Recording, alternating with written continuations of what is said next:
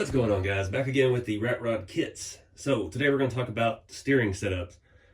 Using a micro servo, the horns aren't made for M3 hardware, and all of our axle stuff is, so we have to adapt that. First thing I want to talk about though, this is set up for a micro servo. I'm using a Reefs Micro 99. I recommend a little bit higher end of servo because we are turning 1/10 scale tires. We're not using, we're not doing SEX24 stuff. There is a big difference. I didn't know about this at first, but a lot of the micro servos only have 2 mounting holes, and they're in the middle of each tab on the side. This kit will only work with servos with 4 mounting screws. It needs the strength to hold it, and yeah, they're better servos that have that anyway. I just looked at the EMAX servo that everybody recommended for my SEX24. It does not have the right fitment.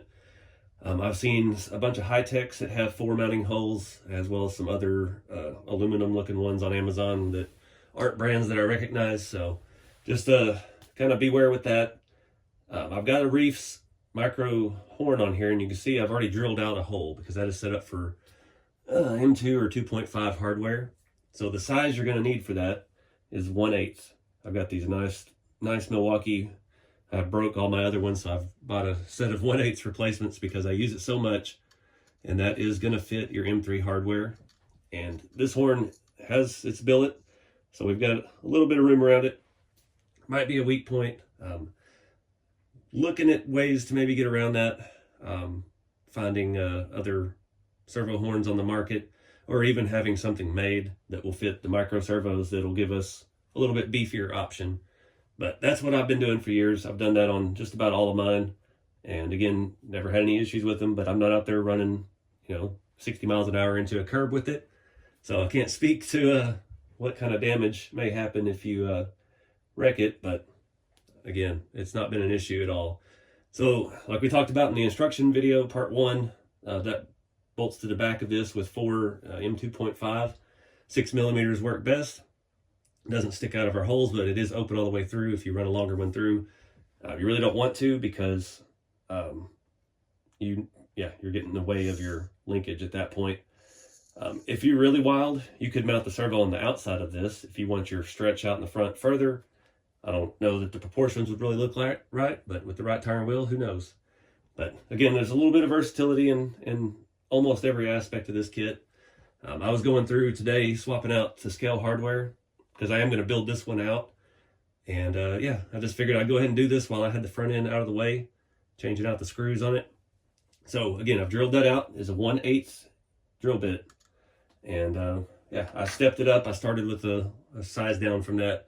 Just kind of not trying to stress the aluminum. That is a very nice, high quality Reefs horn. So it drilled a little bit better. If you're doing plastic, it's going to rip, it's going to tear, and you're going to have a bad time. So let me get this back together, and I'll show you how we make the linkage and everything to attach the servo to the axle. All right, so I got it upside down here, make it a little bit easier to get to. Probably should have went ahead and did this before I put the shocks back on, but what I found with this situation, a lot of times these offset rod ends come in handy. These are some RC 4-wheel drive ones. I was trying to use my scale ones, but it's just going to get in the way of the shocks, so we got to kind of work around that. I found some axial ones that I have that are angled. They've got a lot of different varieties of this stuff. These were actually part of the old ramp truck build. These were the front links for the air suspension. So we're going to make something out of this. These are pretty long. I don't typically like the long ones that much, but we can use spacing to get the depth we need. I've got some odd spacers here. This is, let me measure that for you. I think this is going to be pretty close. This is 20 mil, and it's threaded all the way through. These are some of those I get on Amazon. Again, they're made for computer parts or something. And then we're going to use the M3, what do we call them, grub screws. I got that giant variety pack for like $8 on Amazon. Has 25 of pretty much every size you could think of. And I got to get the 1.5 driver. So I know it's a little complicated. We're looking at it upside down. There's a lot of ways to do this. We could actually mount this like it is. Depending on which way we angle these, this can give us the drop we need to reach our steering, and then this can reach over here, and boom, we've cleared the shock. I'm going to try it upright. It's upside down. Let's twist that back around the other way. See if that's going to interfere with our shock at all. It looks like it is, so we'll just do it on the bottom. We'll see how that goes. And yeah, I'm using let me see what size screw I've got here for the stud going into the shock itself, or into the mount itself. Looks like it's a 14 mil. Well, that's all the way to the head. So it'll be about a 12. Yeah, so I'm gonna put that on and then we'll move it around right side up. So maybe this will make more sense. All right, so you can see what we've done here. Got it working this way. I'm doing the long side. Your servo horn is offset. Usually I do it on the short side, but it's just getting in the way of these little bitty shocks, and it gives you a little bit more space doing it from the opposite side. So we're going to come in from the bottom over here. You see I've got the offset head angled towards the front of the car, and yeah, this should be pretty easy. I don't even know what size screw that is. I can get it to start. I would recommend Loctiting this stuff too, but we're still teaching with this one, so I can feel it just barely poke through the other side. Another thing to use caution with, depending on your tire and wheel size, you may get rubbing. You may have to space your wheels out a little bit. We talked about that in a previous video. But now we're getting good movement. It works all the way down, works all the way up. Let's flip it over and make sense of it. All right, so I'd like it better to do it upright.